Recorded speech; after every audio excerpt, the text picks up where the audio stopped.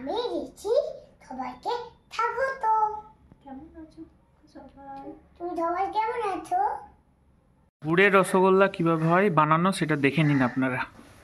এই কাকু বানাচ্ছে, রসে সেদ্ধ করা হবে।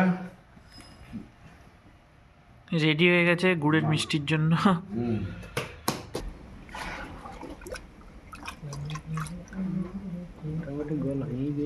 হুম, আচ্ছা, মানে এটা রেডি।